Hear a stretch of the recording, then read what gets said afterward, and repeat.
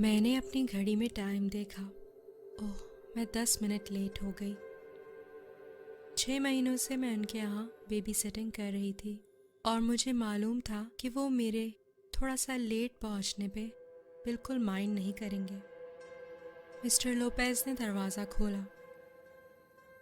Sorry, मैं थोड़ा late हो गई आज। इससे पहले कि मैं कुछ और बोलती, उनका चेहरा देख के मैं खामोश हो गई। उनके चेहरे पे काफ़ी पसीना आया हुआ था और वो थोड़ा सा परेशान से भी लग रहे थे। उन्होंने मुझसे कहा कि कोई बात नहीं, तुम अंदर आ जाओ। किचन में सिर्फ टेबल के ऊपर वाली एक लाइट जल रही थी और उनकी बीवी उस लाइट की रोशनी में एक कागज़ के टुकड़े पे घबराहट में जल्दी जल्दी कुछ लिख रही थी। फिर वो मुझसे कहने लगी कि वो डेनीस के कमरे में उसको गुड बाय कहने के लिए ऊपर जा रही हैं। डेनीस उनकी 1 साल की बेटी थी जिसकी बेबी सिटिंग के लिए उन्होंने मुझे रखा था। मिसेस लोपेज हॉलवे के अंधेरे में देखते देखते मेरी आंखों से ओझल हो गई और ऊपर डेनीस के कमरे में चली गई। मैंने अपना बैग टेबल पे रखते हुए मिस्टर लोपेज से पूछा कि वो कौन सी मूवी देखने जा रहे हैं। तो मिस्टर लोपेज कहने लगे कि अभी कुछ पता नहीं, सिनेमा पहुंच के वो डिसाइड करेंगे। मिस्टर लोपेज के चेहरे से लग रहा था कि वो बहुत परेशान है, जैसे कि कोई चीज़ उनको बेहद खाई जा रही है। मैंने नोट किया कि उनके गाल पे एक कट भी लगा हुआ था, ऐसे जैसे उसमें से खून बह के सूख चुका हो। मिस्टर लोपेज से मैंने पूछा कि क्या सब खैरियत है, मगर इससे पहले कि वो कुछ कहते, मिसेस लोपेज डेनीस के कमरे से वापस आ गई। हमें अब चलना चाहिए। गुड बाय केरी। एकदम उन्होंने मुझे गले लगा लिया और मुझे ऐसा लगा जैसे वो बहुत उदास और तकलीफ में है। थैंक यू फॉर एवरीथिंग, उन्होंने लरसते हुए लहजे में मुझसे कहा।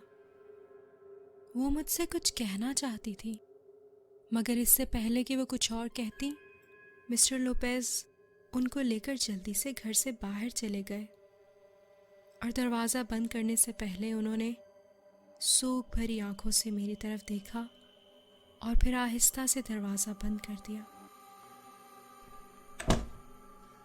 मैं अब उस अंधेरे घर में बिल्कुल अकेली थी।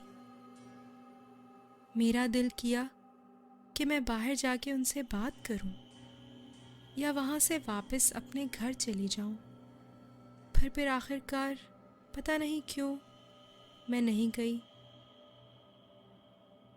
मैं बग़ैर लाइट ऑन किए सीढ़ियाँ चढ़ के डेनीस के कमरे में जाने लगी ताकि लाइट की रोशनी से कहीं डेनीस उठ ना जाए।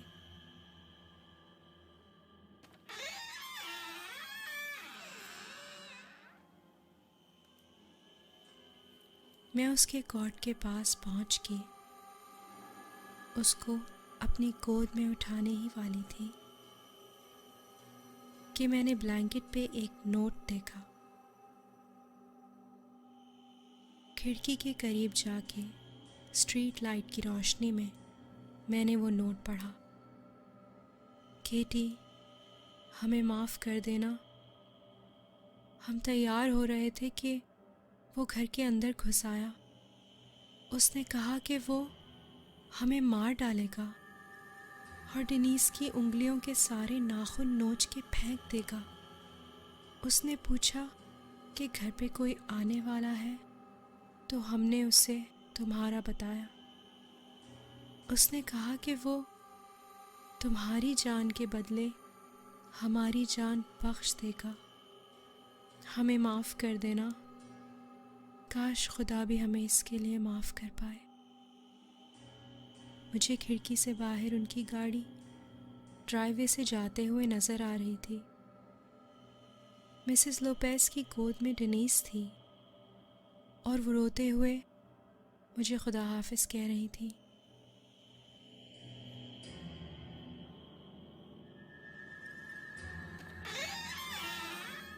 हाँ,